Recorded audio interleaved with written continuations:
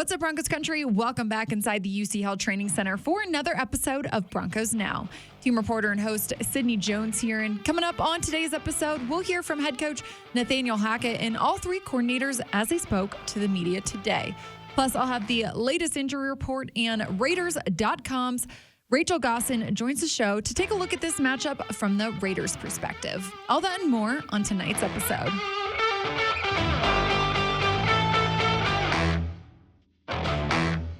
Despite the cold and snowy conditions here at the UC Health Training Center today, the team practiced outside. Head coach Nathaniel Hackett talked about the importance of preparing in these conditions. It's a little colder today than it will be on game day, but that's always good to be in the environment that you're going to be playing in as much as you possibly can. That's what I believe. But with our injury situation and things like that, I just want to be sure we're doing player safety first. And as the team returns to Empower Field at Mile High in just 3 short days, Coach Hackett also talked about how big this rivalry between the Broncos and the Raiders is. I mean, this has been one of the best rivalries in football forever. I think 60 years. I mean, I know how much it means to the fans, the players in that room, and I mean, it's Raiders week.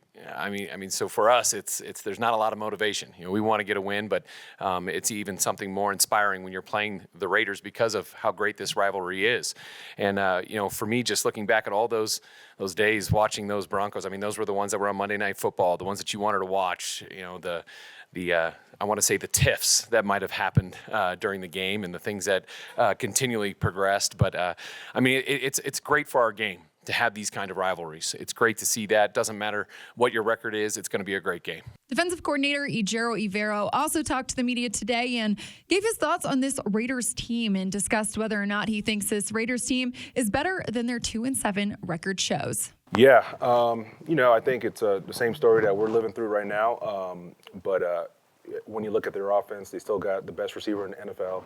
They've got a great running back. They've got a really good quarterback. And so they've got weapons, and they're going to be a great challenge. And as the Broncos continue to prepare for this AFC West matchup, offensive coordinator Justin Outten detailed how the staff communicates during the game and how it's a collaborative effort. You get your next drive ready in situations that you see in the previous drive. Obviously, you walk in with your openers. And typically they're based off of what you've seen throughout the week. But throughout the whole game, there's a lot of collaboration, not only with me, but with Clint. Just getting the information up top as far as the coverages and the fronts and the pressures that we're seeing, and just giving him the best opportunities to call the best play. So there's a lot of collaboration. There's not a lot of kickback. I think he does a really good job as far as just taking in all the ideas and kind of, ordering them in his likeness, but I think he does a great job as far as just listening and then, calling it. Plus, Coach Evero details cornerback Pat Surtain's performance this season and what makes him so good. Now, Pat has a lot of great physical traits, but I would say probably one of the best things he does that really separates him from a lot of corners is that he has this ability to stay locked in, snap in and snap out, and it's a credit to him that he's not getting targeted, not only in that game, but throughout the whole year. People are staying away from him because they know what he can do. But still being able to focus in and stay locked in and stay tapped in, regardless of how many targets he gets and how many opportunities he gets, it's not easy to do, and it's a testament to him. And cornerback Pat Surtain is looking forward to facing Raiders wide receiver Devontae Adams for the second time this season. I'm looking forward to it. Obviously, when I look at the first game, there's some things I could correct. Going against him, just some minor adjustments, but, I'm looking forward to it. Obviously, he's a great player, and, so it's going to be a matchup. It's going to be a showdown. And as we wrap up the top news of the day, let's take a look at today's injury report. Fullback and tight end Andrew Beck, wide receiver KJ Hamler, wide receiver Kendall Hinton, wide receiver Jerry Jeudy, and cornerback K'Wan Williams all did not participate at practice today. Plus, outside linebacker Baron Browning, offensive lineman Tom Compton, tackle Cam Fleming, Garden center Graham Glasgow, inside linebacker Jonas Griffith, safety Justin Simmons, defensive lineman Inyoma Uwazurike were all limited at practice. And after practice today, we heard from offensive lineman Tom Compton, who detailed his back injury this offseason and what his status might be this weekend. Yeah, so kind of my timeline in the spring during OTA's mini camp, I had a herniated disc.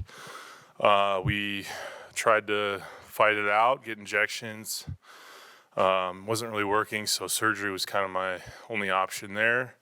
I had the surgery in July, and ever since then, just kind of working my way back, doing the proper steps.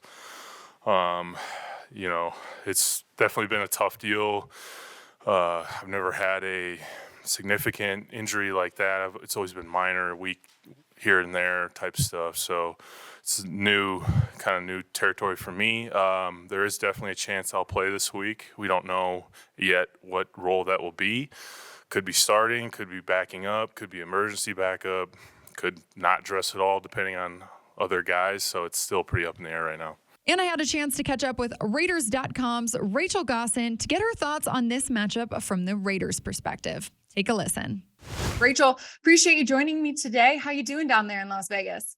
Thanks so much. Glad to be here. It's nice and sunny outside, getting a little cold, so we're ready for Sunday. That's wonderful. I'm glad it's sunny over there because it is not sunny over here. We got a lot of snow today, but luckily it'll warm up before Sunday comes around. Thankfully, we won't have a snow game. For sure. Well, Rachel, I know the Raiders sit at 2-7. We've seen the past week just so much passion from, Derek Carr, Devontae Adams, just their commitment to the team and the culture there. What have they been saying this week in terms of that?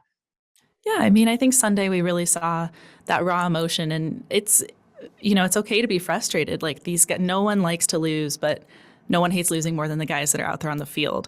They're the ones putting themselves out there. It means so much to them. And, Devontae Adams this week, he said, yes, there's frustrations and, talking in the locker room and expressing those is good for the team, but it's also, you can't sit here and wallow. You can't show up to work every day with a frown on your face because it's just not healthy. And it's also not how you want to have your mind going into your next game where you're like, okay, let's, rebound, let's turn the page, try to get a win this week because you have to take it week by week.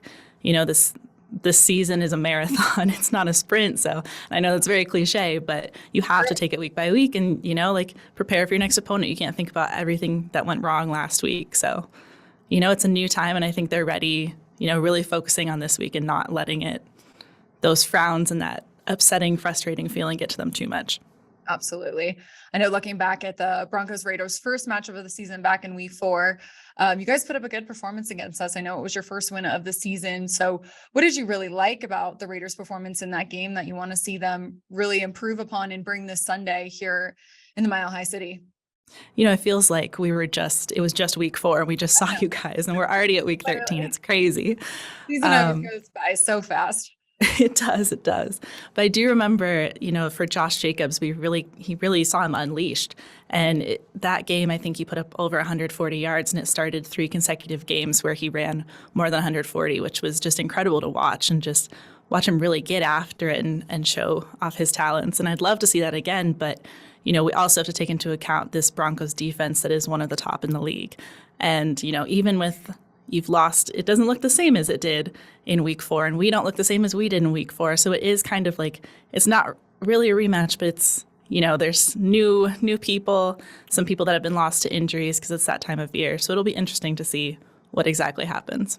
For sure. Josh Jacobs, he always plays so well against the Broncos, which is so annoying on our end. But, this Broncos defense, they're coming off a really good game in which they held Derrick Henry to just 53 rushing yards. So you think Josh Jacobs is going to be able to put up those numbers again, or it might be a little bit more difficult this weekend? Well, we'll see what the game plan is. Josh McDaniels noted in his press conference this week that, like we had just talked about, that this isn't really the same team. So they are viewing it as a new team. You can't just run the same game plan because it worked last time. And so it's all about, I don't know if Josh is going to run this week. It'd be fantastic if he did, but we might see an opening up with maybe one of these next man up receivers. We had Hunter Renfrow on IR. So now we're really counting on Mac Hollins, Keelan Cole, DJ Turner. Any of those guys, maybe this is their breakout game. Who knows what could happen? I know both teams, they've been in some really, really close games this season, Rachel. I know for the Raiders, what has kind of the coaching staff really been saying in terms of what the key is to kind of finishing these games? It's really hard, but I think it all goes back to those fundamentals. And I know that you guys, you've also lost these one possession games, multiple like we have this year. And it's really heartbreaking to watch because like they all say, you're right there and you know you can do it. And if you just flip the script, it's like if any of those were wins, it's a whole different conversation right now. So I think it's really just finishing out, playing the full game is what the main focus has been for the past few weeks. So hopefully, both of these teams can do that and we'll see a really great game from both of them. For sure. You kind of touched on this a little bit earlier, Rachel, but what have kind of some of the guys been saying in the locker room this week in terms of this rematch versus the Broncos? I think they're very excited for it. I mean, anytime you play an AFC West team, it's exciting because it's your division. And those games always there's always something weird. I feel like that happens in any of our division games. Throw in the records. Yes. Yeah. So you never know. But I think they're just excited to get back out there and kind of like shake off what's been happening these past few weeks and kind of set a new, get back in the win column. For sure. Rachel, who's one guy maybe on the Raiders is kind of flying under the radar that you think might be, a big contributor this week and who will really step up for this team?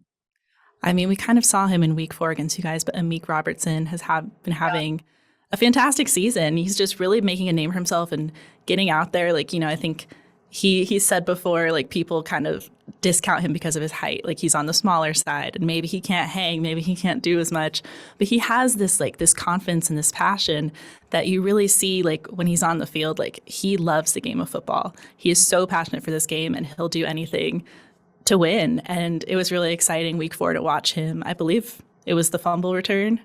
And I hope he gets another one this week. That'd be a great story. Definitely would be. Well, last one here for you, Rachel. What do you think a win this weekend for the Raiders would really mean for, the team and just the morale of the team, really? I mean, everyone loves to win. That's not going to change anything. But I think they would still be focused in. Like you get one win, but that doesn't change next week. That doesn't mean you're going to win next week. You also can't discount anyone in this league because of their record. Like we said, these close games, it's anyone could have won those. And so a win is a win, and it's great to celebrate it that Sunday, maybe a little bit on Monday when you're watching tape, but then you have to move on because it's a new game, new chapter. Yep, absolutely. Well, Rachel, appreciate your time so much and appreciate your insight on the Raiders here. Yeah, thank you so much. We'll see you Sunday. Yeah, see you Sunday. Well, that'll do it for today's episode of Broncos Now. Broncos Country, thanks so much for tuning in today and every day. I hope you meet me right back here on the Broncos Podcast Network and YouTube tomorrow evening for a game preview. I'll see you all then.